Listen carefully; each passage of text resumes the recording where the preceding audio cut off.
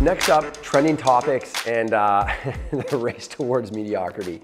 Now, of course, it's really hard to talk about real estate without talking about the upcoming federal election. Now, given its importance to the real estate marketplace, we want to do something a little bit special, highlight some of the policies that we're seeing offer across the political parties. Now, as mentioned before, every party has put housing and real estate squarely in the center of their policy discussions. Now, what rings true among all of the parties is addressing issues related to increased housing supply and improving affordability.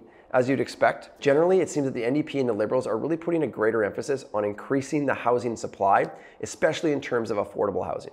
While the Conservatives really are looking to tackle how Canadians are qualifying for financing and incentivizing the first-time homebuyers. Now, it's difficult to say which strategies are more effective, but across the majority of parties, there seems to be a consensus on continuing to limit foreign ownership for the short term. And that's really strange to hear because as a measure of cooling prices, so much of what's driving demand today is actually the local marketplaces. It's local Canadians looking for homes for both themselves or for their family members. Yeah, and we thought we'd really gotten past that part of the discussion and that narrative. You know, we saw a lot of that back in 2016, 2017, and we thought now we'd finally, everyone had realized that the issue was really in ensuring we had more supply and not banning foreign investment.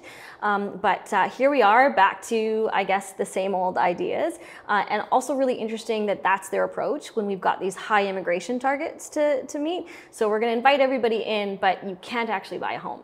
And it's not too surprising, I guess, when you think about it. It's a wide-angle brush trying to paint an entire marketplace that really needs thoughtful decision-making and strong leadership more today than it ever has in the past. All right, well, that's a wrap for today. I think this show's all about providing real estate intelligence and helping you keep a finger on the pulse of the real estate market. With that in mind, we'd like to add a special segment to an episode where we'll answer some of the pressing questions you may have or insights you're seeking. Look for the link below to submit your questions.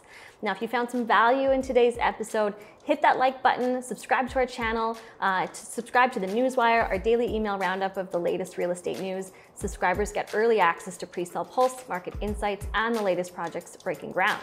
Now, of course, the MLA advisory team is always available if you need data or more marketplace information.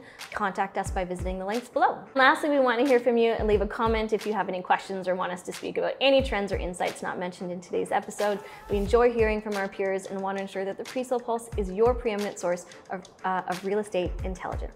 Suze, that is wrapped and that is nailed. Well done. Great. See you next time.